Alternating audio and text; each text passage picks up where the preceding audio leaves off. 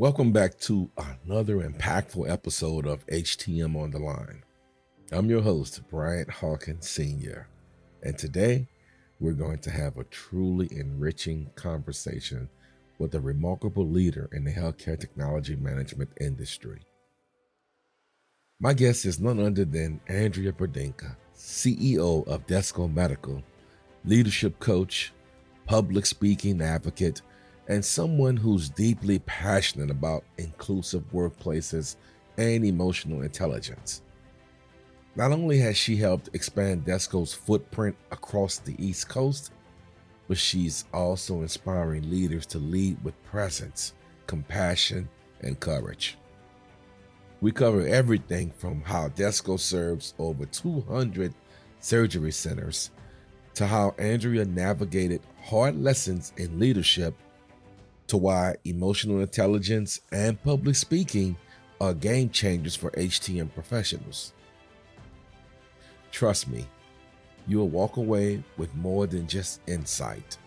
You'll walk away with inspiration. Let's get to it.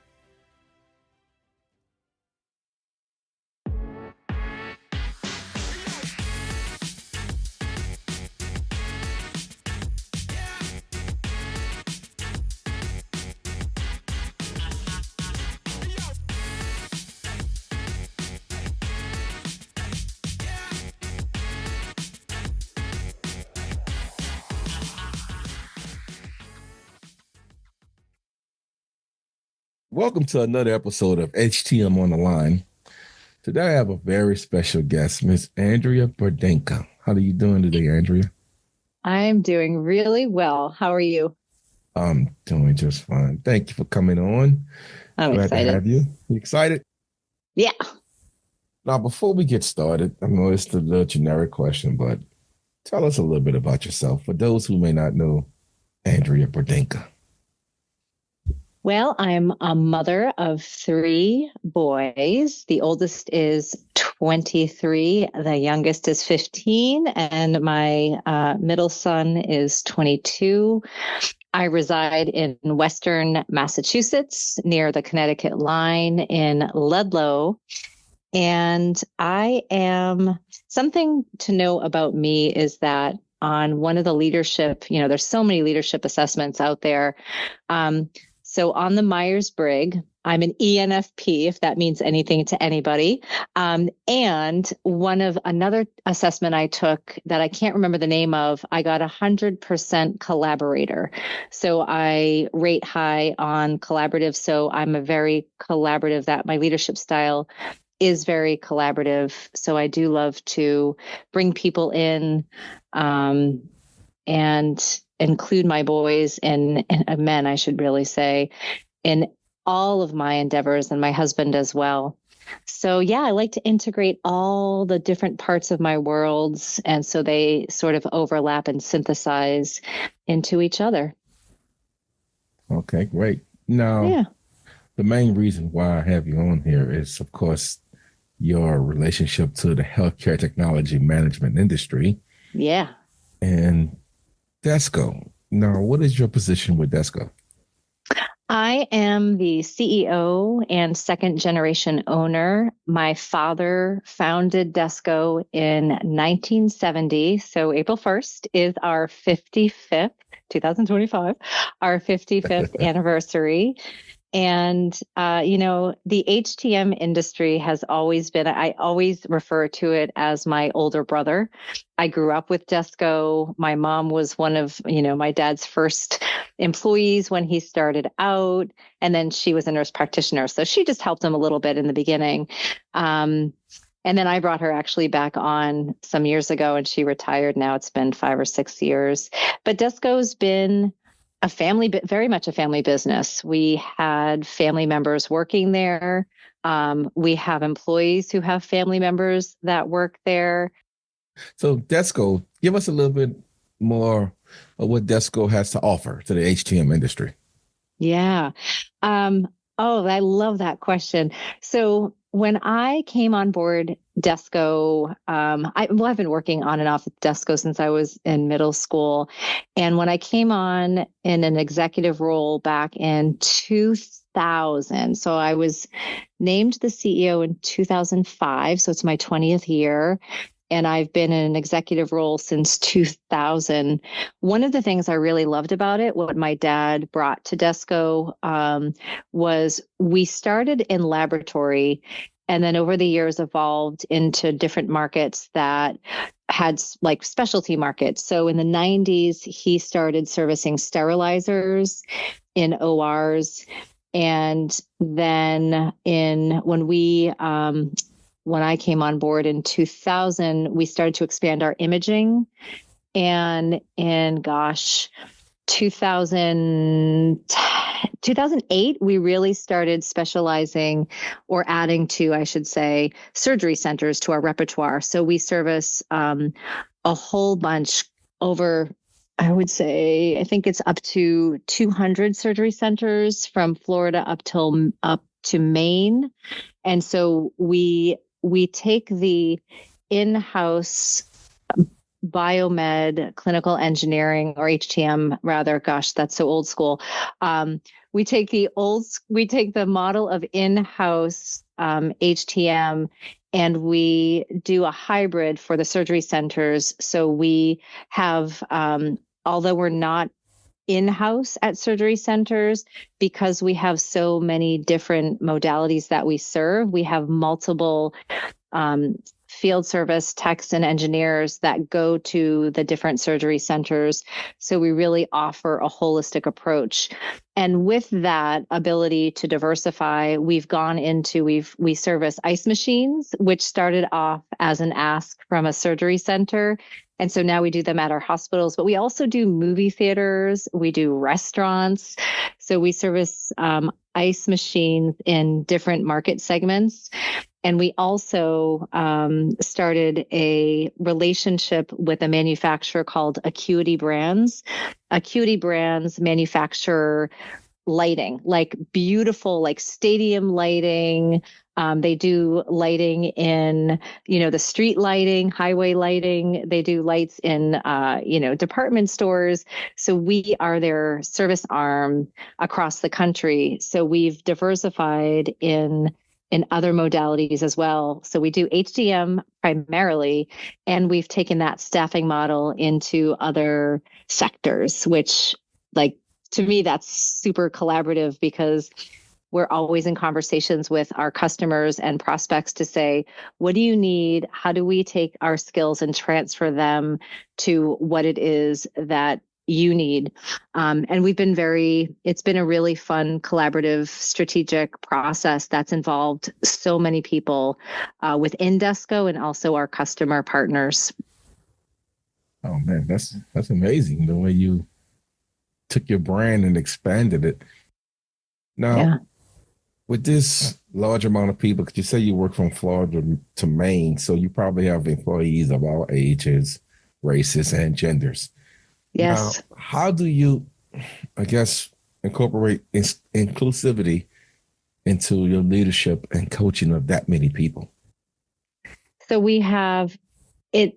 It's really interesting to me because this has been something that has been a huge source of learning, the inclusivity part, and also having people of different races, especially, where years ago, our office in Miami is led by Ignacio Ortega, who's our director of operations there. So he and I actually used to work side by side. So he was a field service engineer and I was doing quality assurance years ago. So I just mean like we were side by side as far as our parallel in our roles and authority. And over the years, I really enjoyed working with him. I really loved, like, as I was becoming more of an executive in an executive role, he was someone who was not afraid to give me feedback, to voice his dissatisfaction. So I really learned to trust him. And he is one of my he's on the leadership team. He's one of the key people that I really rely on Desco.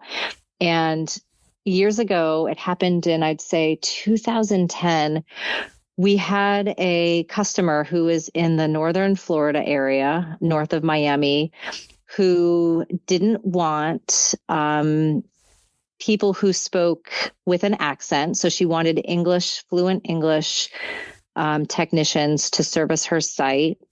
And Ignacio had called me and said, hey, it was one of these things where it was like, this is normal for him. He saw it as, this is something that, people can be ignorant and wanted to be of service. And so called me down to meet with the customer. And at that time, and I'm not proud of this at all. At that time, I went down there, had a conversation with her, and what a part of the conversation was that she was treating some of our employees. She would make some of them wait in the parking lot, but those who spoke fluent English, those who were white, were allowed in. And so I voiced my concern and my dismay with that, but I didn't fire her as a customer. Today, I would absolutely fire her as a customer. And in the conversations we had within Desco, it was like, okay, this is normal. We need to work around this. And so over the years, when you ask like how to include the inclusivity across all the genders and all the regions and all the races, I didn't always do that well. And so a part of the learning over time has been understanding like me as a white woman. So I'm a white woman, not recognizing that I had privilege. I grew up in Medfield, Massachusetts, which is primarily a white affluent town outside of Boston, and was very sheltered, was very ignorant until I went to college in Baltimore, where there was more diversity. And it really opened my eyes to learn and hear different people's experience. I didn't realize I lived in a bubble until I went to a city where I was exposed to different races, ethnicities, genders as well. And so that informed a part of my consciousness there when I went down and we worked around this customer. We kept her on board as a customer and saying like, that was wrong of me. And Ignacio will share his story too. And he's been open about me sharing the story as well, is that he will no longer allow or tolerate that as well, because he's realizing that's dehumanizing not only him, but his team. And he wants to be an ally and amplify the voices and create equity. The old narrative that he had was, I'm from Cuba, he's from Cuba, and that this is the price I need to pay to be an American citizen. And he's recognizing, he's recognized over the last few years now that that's not okay. That's not a story that he's willing to live. That's not a narrative. And that's not a narrative that I'm willing to allow within Desco. So if we have anyone who is not okay with any of our employees because of their ethnicity or their race, then that to me is a deal breaker. We are not going to share a future in that relationship. Now, you mentioned that effective leadership involves navigating challenges like you had to deal with down there in Florida. Yeah. And making tough decisions. Now, a lot of that requires self-awareness. Mm-hmm. Now, as a leader, what are some key questions leaders should ask themselves to better understand their impact on their staff in the HTM industry, in your opinion? What are some key questions you think they should ask themselves? Yeah, so I actually think it's more key questions to ask other people. So, there's a certain way that I would say most leaders want to show up, and we can have great intentions, but as we know, good intentions pave the road to hell, or whatever the saying is. And so getting the input from those, like I mentioned, Ignacio, in the early days, he was someone that I knew would voice honestly what he felt and thought. And he has told me some hard truths, some patterns that I've known existed in myself that I didn't realize that other people were picking up on. And so I think it's really important that in order for us to stay in our integrity, that getting the feedback about, hey, these are the questions I tend to ask is, what can you trust me for? And these actually came from a friend of mine named Samir Dua. He would ask, and I ask these questions: what do you trust me for? What can't you trust me for? And then it's like the difficult part of that is then listening And I had this question with my kids, my oldest son now about 10 years ago, and he told me, and it was really difficult to hear his response because some of the things that he couldn't trust me for was that I wasn't fully present with him when he would come home from school and I would get on his case for doing the chores or doing his homework. And he had a really bad day, but I never took the time to actually ask him how he was doing. I was only thinking about either what I needed from him or what I thought a good mother did, which was make sure her kids do well in school and are responsible adults that take care of their chores when, he was, a teenager, a young teenager. And what was of concern to him were not those things. He was trying to navigate peer pressure. He felt shame from a teacher that publicly scolded him. He had issues with some friend groups, but I wasn't taking the time to meet him where he was at. So the best way I would say for leaders to be able to meet others where they're at, because otherwise, why are we leaders, is to ask them, like, what do you see? How can I support you better? What do you trust me for? What can't you trust me for? And then the part of the self-awareness is then listening. And the way that I will coach people through this is feel your butt in your seat. Make sure you're sitting down. And if you are standing up, feel the floor or the ground beneath you and just keep breathing down. Because oftentimes when people tell us what they really think of us, we want to defend ourselves if we don't like what we hear, which does not provide psychological safety. So people will not feel safe being honest if we're not able to contain that and really hear them. And the thing that I often remind people as their mantra is, this is their experience.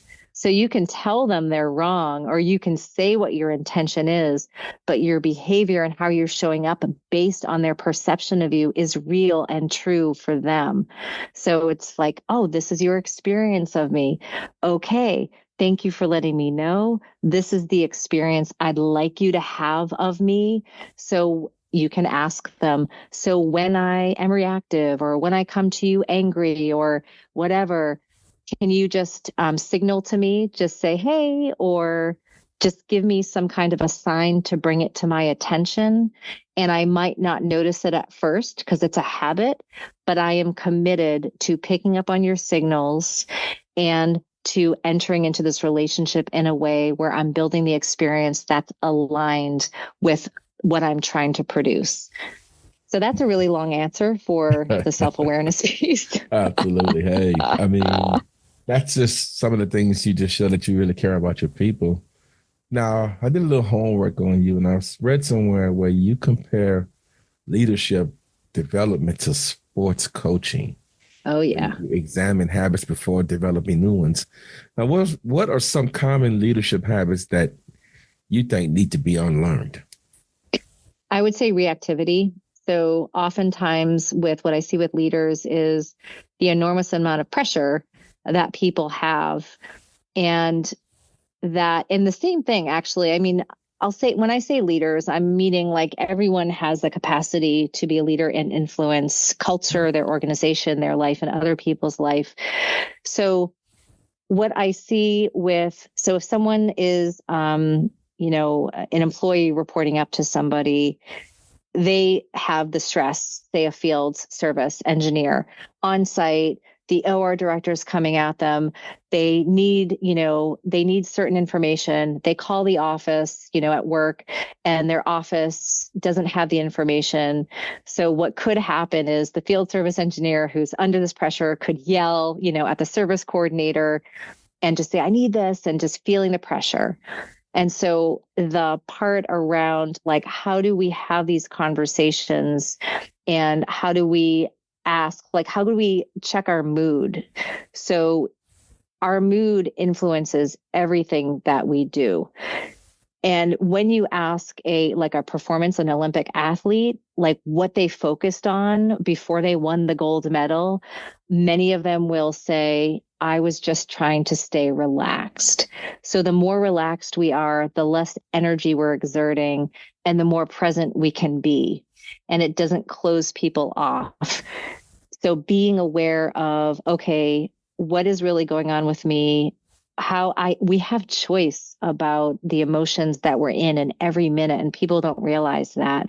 So this reactivity part is something that's very common because life can be stressful. So if we're reacting all the time, we're actually disconnecting from others versus being a little bit mindful of like, okay, I can be under pressure and I can also say, hey, I really need your help versus why aren't you giving me the information? So I would say that part about self-awareness and mood checking before entering into a conversation, I would say like emotional intelligence is so important that this I believe he's a psychologist. His name is Daniel Goleman. And he did some research in the 90s, and he found that people who were emotionally intelligent, so emotionally aware, would check their mood before having certain conversations, were 20% more productive at work than those who were reactive and didn't have high emotional intelligence. Those who had low emotional intelligence underperformed by 20%. So that's a 40% delta. So people say, it used to be, now it's like more evolved, but 10 years ago, even emotional intelligence was seen as a soft skill. And really, it's not. There's like hard data that translates into productivity performance. And just like sports, when we're in these conversations about our emotions, about what we're like, how we're connecting to others or not, it's a habit. So for me, I used to be very reactive. I would go to anger, didn't really go to sadness a lot. Now I'm okay, more comfortable being in my sadness when sadness appears. I just grew up like sadness didn't really have a space. When I was growing up, we were told to be tough. And I really appreciate that because there's a lot of resilience I had, but it also built walls. So I didn't really have close, intimate relationships until I really found my husband. And I'm so grateful that I did because he put up with a lot of stuff with me early on. We've been together for 25 years now. But when when I learning just being in a relationship with my husband over the years and me as a leader in my early days, I would get so upset and reactive and I would yell at people. And I had some employees that actually said to me, we're human beings, Andrea. And I was like, what? I'm like, I know you're human beings. And this employee who actually is still an employee with me, so he said this to me about 20 years ago now, he's like, Andrea, I see that you're looking at the schedule and you're trying to maximize our time. And, we have families. We have lives outside of Desco. And so that was like very eye-opening to me because here I am only thinking about we need to satisfy the customer and we have to make sure that we're, efficient and all of the things that drive me to be efficient with my high standards and also a lack of flexibility I was imposing on other people. So then I started to go down this track of learning about emotional intelligence, learning about our nervous system and how that impacts us in all of our relationships. And what I learned is that the more that we can tune in and be in the discomfort of the different sensations of the emotions and the language that accompanies those emotions, the more we can shift how we're being with others. So just like someone who's learning a professional sport, they learn with a coach, they learn to hone, like say, they're playing tennis, they learn how to, hold a racket or get the spin optimized, whatever the heck they do in tennis. I don't really know. I don't know why I picked that one. but they're learning certain skills and they're getting the feedback from their coaches. The same is true for leaders. It's a habit. So we all have certain tendencies, and we all have things that we're not aware of. So having a coach and having that reflection back by asking the people closest to us that we really care about and we value their opinions. And also, I always say to people, I always recommend hiring a coach to get that feedback to help, because there's always a new edge. We learn something and then it gets us to a new edge where there's something else to be learned. And so it's very much like professional sports. We're always honing our skill. Yeah. Now, you touched on emotional intelligence. I can agree with you 1,000% that it's definitely needed in the HTM industry, because I tell people all the time that EI, emotional intelligence, it helps HTM professionals. Number one, we become better problem solvers, leaders, and team players. Ultimately, it also elevates the HTM industry as a whole. And then that in turn brings a great impact on healthcare. Yep. Now, HTM professionals, we may not always be in the spotlight, but our work is in the spotlight every day because of the equipment that we service. Now, beyond repairing and maintaining equipment, as HTM professionals, we know the potential to drive innovation and shape the future of healthcare. It's very important to us. In your opinion, how can HTM professionals who, like we said, works behind the curtain, how do we become change makers in healthcare? I think it comes down to really understanding what our customers need. So if you're working in like an academic institution versus working in a surgery center, or even working in a hospital setting versus a surgery center, where the hospital, their OR is running 24 hours a day, whereas a surgery center, perhaps it's running a little bit less. There's not only does the equipment have different usage and different wear and tear, the demands are different. So people are going to have their own needs, and they know, like our customers know what they need, what their center or hospital requires. So just being in tune with that. So oftentimes I have heard people in the HTM industry, and even within Desco, in the past, people said, well, we know that like this one unit's down, but they have 3 other units. And it's like, okay, we know that. And we really need to get the sense of urgency and understand, like, is there something else going on there with them that they're under pressure? Let's have the conversation. And maybe it's fine. Maybe someone's saying, I need this done, now. And then the conversation is, hey, we'll get there as soon as we can. And you have these 3 other units. Are those in use? And they might say, you know what? Oh, thank you for that reminder. Yes, it's fine. Or they might say, you know what? Those are in use. We have a high patient load today. So we never want to make assumptions about what our customers need or want. There is that conversation around, how can I be of service to you, customer, because I know that your needs and your preferences might be different from someone else's. And I just want to make sure that I'm aware of what they are so I can be your partner in, being of service for you. So I would say for me, that would be key. Yes, you hit it on the head. We have to figure out a way to bridge that gap. Because a lot of the biomeds of old, they're introverts. They don't really like talking to people. Yeah, totally. Yeah. So we have to communicate and we have to talk, because the equipment today is so much more driven by communication. It's not just fix and put it back. We have to explain it a lot of networking, a lot of computers. Now, that being said, you have other things that you do outside of being the CEO of Desco. Yeah. Venture Way Collaborative. I heard you one morning. I was listening to you because you put some good stuff out there, and you were saying how you were trying to encourage or be a coach with public speaking. Now, how do you think public speaking can be of benefit in the HTM industry? Oh, yeah. So this actually goes back to your last question. Mm-hmm.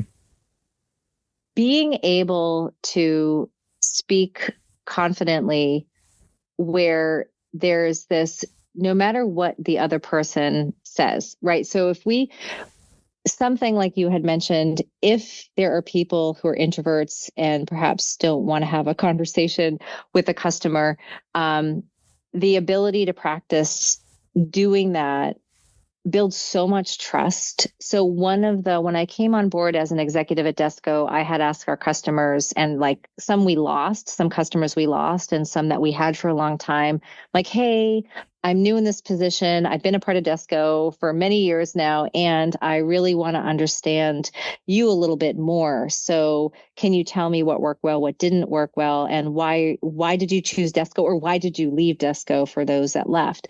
And what I heard loud and clear that has become like a huge part of who Desco is that we want to hear the bad news. So if there's a part that's delayed, if someone is running late, if someone can't get there today, oftentimes they would say that we don't hear from our staff, or our service technician, our in-house person, or our outside person. So we want to hear the bad news.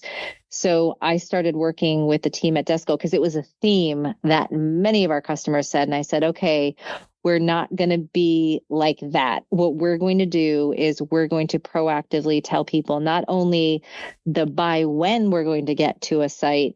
If we hit traffic, if we're a little bit late, we're going to call, we're going to let them know. And if let's get clear on our parameters of what an emergency is. So fire, flood, patients in danger, a staff is in danger.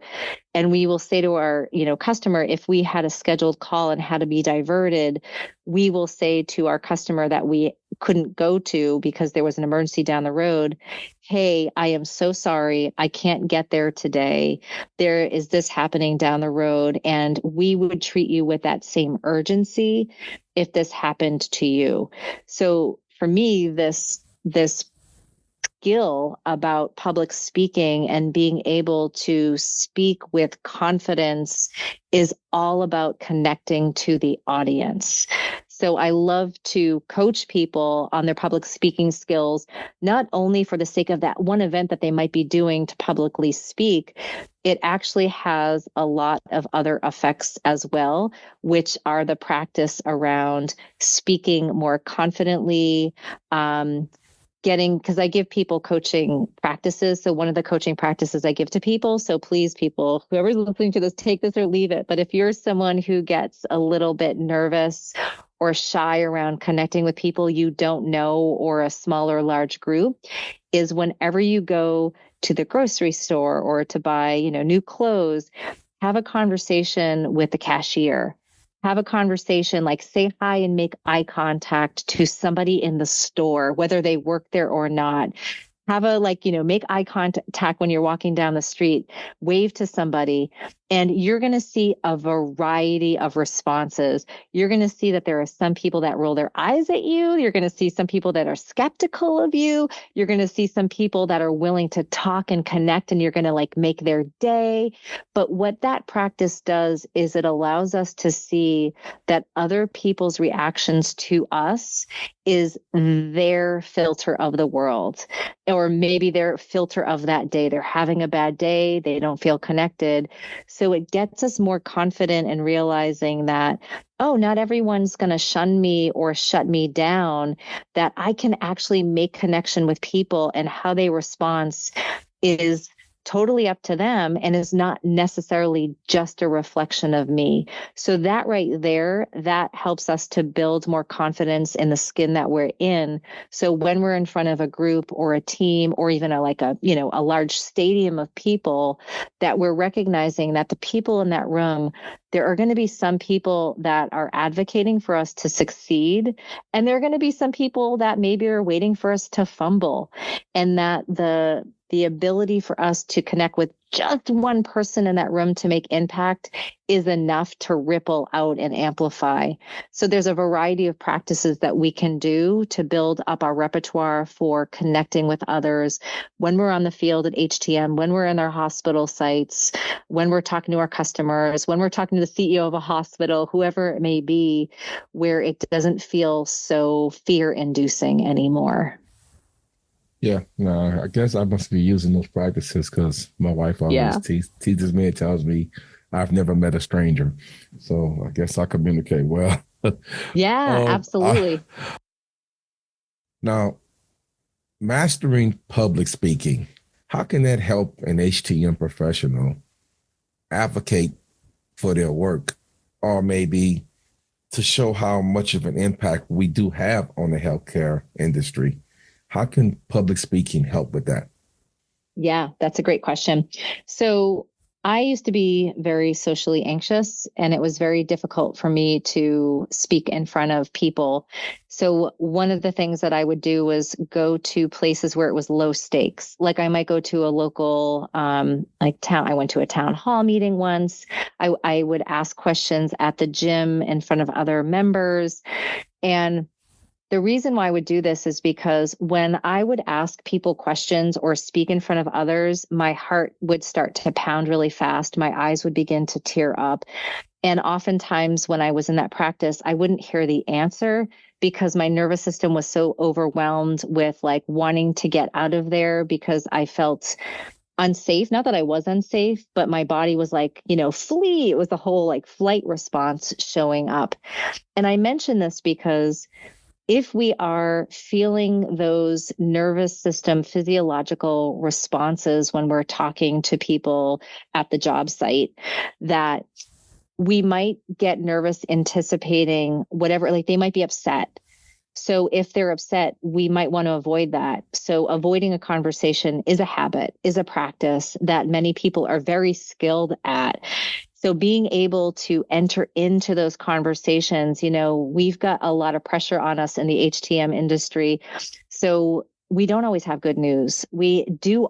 It's like not even it's a non-negotiable. We do have to tell people that the unit that they were relying on for that day to generate revenue or to, service their patient, to deliver patient care, it's not working. So if we're not adept at being able to have those conversations and noticing our physiological response, then that's not going to build trust. So the whole public speaking, being able to speak into what it is that is so that we need to connect with others, that I would say is a huge benefit of learning how, or just being more skillful at public speaking, because it impacts us every day. Absolutely. What type of skills can I master in communication that can maybe elevate my leadership presence? But how can you coach me just to make my skills as a leader be more present? Yeah. So one of the questions I would ask is, for the sake of what? Like, what do you care about? So Bryant, why would you want to learn how to do this? Why does this matter to you? Okay, you want me to be when you okay? I'll play it. Okay, well, because I just want to be heard. Okay. And okay, so you want to be heard. And what is it that's important for you to communicate? That I'm capable of doing more or expecting more from my manager to provide me with more training, that I can work on more equipment. Oh, awesome. Okay. And how would this benefit your manager? Well, if I get more training, I can probably save him some money on hiring outside vendors to come in and do the repairs. Oh, that's a huge value. So basically, that's it. So I would walk people through. So people have their own reasons for wanting to either learn how to publicly speak or to get in front of people. You do a lot of work with junior achievement and really making HTM visible to middle school and high school students. And if there are people out there that are saying, I really want to advocate for our industry, because a lot of people don't even know that we exist. They take it for granted. So how can I get in front of people, like talk to kids or talk to schools or talk to others to let them know that this industry exists? It all comes down to we all have a voice. We all have a story. and getting clear. So people are like, oh, I could never do that. I could never publicly speak, which was my story. I never thought that I could do that. And then I was like, no, I have a story. I want to share it. And I also want to invite other people in. So this is a skill that I want to learn. So it comes down to, why do I want to learn it? So that would be the question, is why is it important to you? What do you see is getting in your way? So people that come to me, they're like, I know that public speaking is something that is a fear of mine, and I don't want it to be anymore. Like, I just want to be able to feel a little bit more comfortable. And I just want to be able to, like, not be afraid and avoid. I want to feel full of vitality and feel like I'm living meaningfully and with purpose. And I'm no longer willing to make excuses for myself that it's just not something I can do. Because I always say you can learn anything if you care and if you are committed and you get the right support in place. Anybody can learn anything. And so it comes down to, what do you care about? What are you committed to? And that's how I accompany people on this public speaking journey of, what is it that wants to be heard? And then, who do you need to speak to? And what's, if it's like a conversation, like you said, with a boss, is, all right, put yourself in their position. What would be of value to them? So you can speak to it from their position. Like, here's my offer to you. So it's not just, I need this, I want this. It's, I really would love your support for me to do this public speaking, because I know it can help us get on the map. I know it can help us recruit people. I know whatever it is. So I think there's a number of things that people really care about and are committed to, and that each one, maybe has a different version of what their story or what their care and commitment and outcomes are. So that's what I try to parse through with people. And also, I have them name, what are you afraid of? What's getting in your way? Let's not have it be this mysterious anxiety that lives in your body. Let's find where in your body the anxiety lives, and what shape, what's the sensation, what's the language that's going with that, so we can demystify it, work with it, name it, and then move with it versus trying to repress it. Did that answer your question, Bryant? I just get very excited about this. Yeah, you did. I mean, I guess it's the first podcast episode I ever did a role play, but I love it. Hey, I like it. I didn't mean to put you on the spot. I'm good. I'm good with it. Hey, I like it. And it's literally turned into a public speaking episode, which is awesome, because I think a lot of HTM professionals need to know how to speak more publicly. And this question popped in my head while you was giving your answer to the last question, and you mentioned about public speaking and the benefits of it. Now, how improving my public speaking skills enhance the ability for me to inspire others? I love that question. People will come up to me, and I've heard this in others that I have coached in public speaking as well, is people going up to them and saying, oh my gosh, you made it accessible. I now see that, like, because of what you just demonstrated, I can see that I can do that too. And really when people give that kind of response, it's because the person who's speaking to them is being genuine. And when we're being genuine, people know it. We all have very good BS meters. So our nervous systems are always broadcasting to each other and picking up on each other. So we've got like these little hits of, can I, trust this person? Can I not trust this person? So we all have these certain feelings around different people. There's some people that drain us. There's some people that give us energy. There's some people that feel a little bit slippery and maybe we're not sure why. So when we're in our full integrity and we are authentic, that's when people respond who are also looking and valuing like their value is authenticity.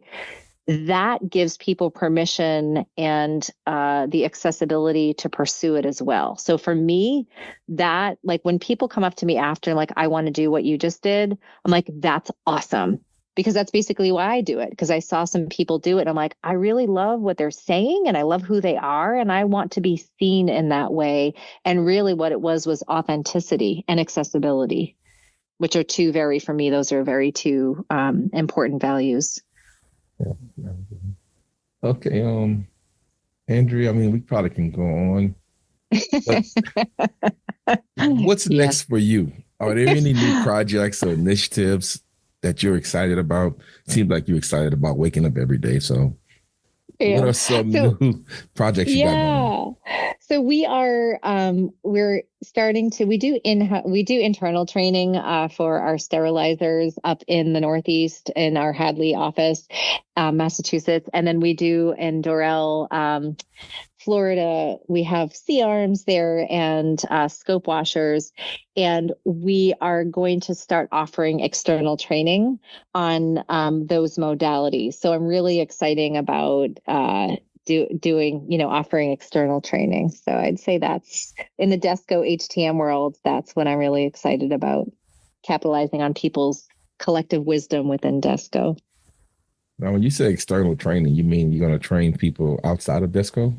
Yes. Oh, wow. Yeah. Yeah, because sterilizer repair technicians are a rare item these days. So it's not many of them. Yeah. And we can teach people to do first look, I mean, really, a lot of people need sometimes just to there's a lot of, like anything else, there's some repairs that are pretty frequent, some things to assess and check. So, um, I would love for more people to have that opportunity for their own in-house to be of service. And now, we're seeing some cuts in NIH funding, telehealth reimbursements gone down. So if we're seeing some reimbursement cuts, there could be the potential where our service contracts are also reduced as well. So we want to give people that are in-house who work directly for healthcare systems the power to be able to service certain things on their own if they don't have the budget to have maintenance contracts with us outside of it. So we're just kind of anticipating what market changes may be coming up. Maybe not, but otherwise it's like, wow, we love to train. So why wouldn't we offer this externally anyway? Okay. Now, I always ask this one question at the end. What advice or encouragement or maybe some inspiring knowledge you can share with the HTM industry? I would say this is a broad response that is relevant. I would say for everybody is to find your peers, find your people, find the people within the HTM industry who share your values and can reflect back to you who you are versus surrounding yourself with people who you feel like might be cutting you down or might be telling you you're not doing good enough or you're not practicing your skills well enough, whatever it is. It's like find the people who are honest with you and also who support and have your back. I think that for us as human beings who tend to isolate and we're pretty hard on ourselves, and especially women, just speaking as a woman within a male dominated industry, to be able to find those who are willing to sponsor, mentor, amplify, accompany us is so, so important. Great answer. Now, I got one more bonus. This is more of a personal Yay, question. bonus. You in front of a bunch of 12-year-olds.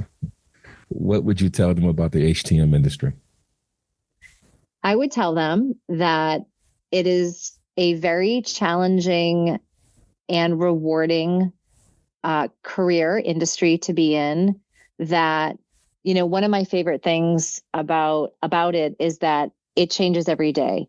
So you're with different challenges. You have to troubleshoot differently. So being creative, I was actually talking to my 15-year-old son about this today, is that what I love about it is that you have to be creative.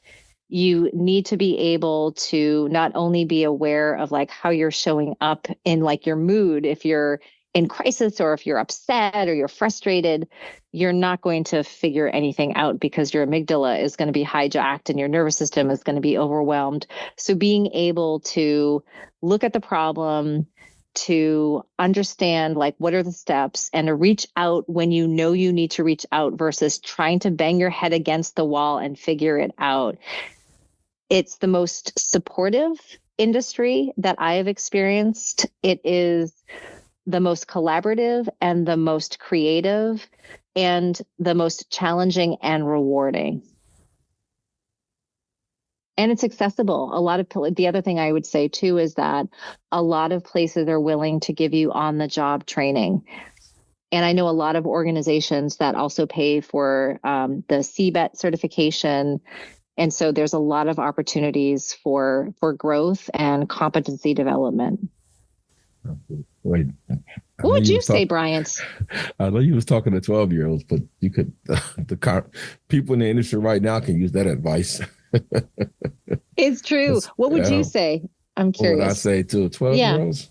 Yeah. Oh man, I would tell them that it's an industry that every day you don't know what you're going to expect when you walk into the hospital.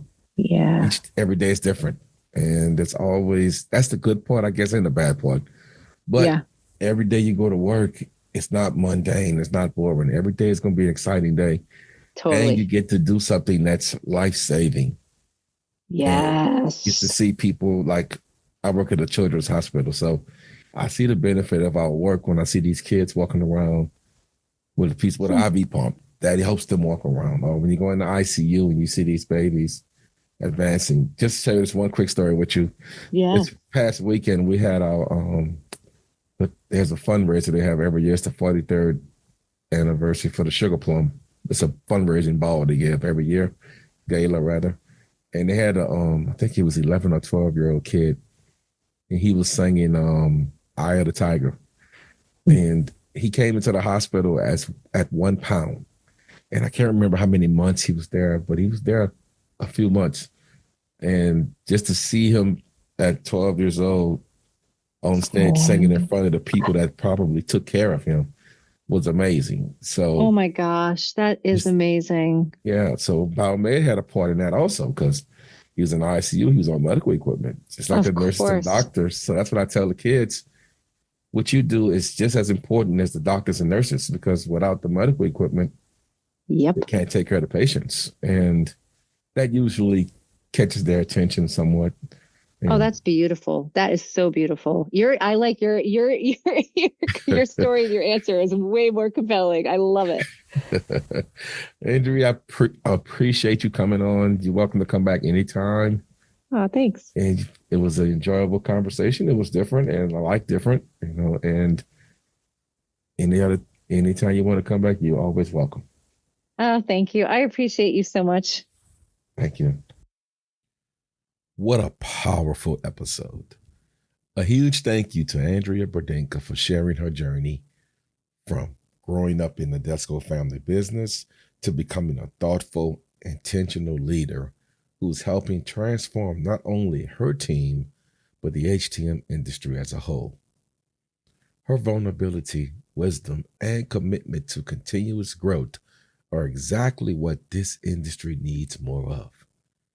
If you're in the HTM industry and wondering how to lead better, connect more deeply, or even step into public speaking to advocate for your impact, this episode should be saved and replayed. Until next time, keep pushing the boundaries, stay passionate, and always strive to make an impact. See you on the next episode of HTM on the Line. Y'all be safe out there.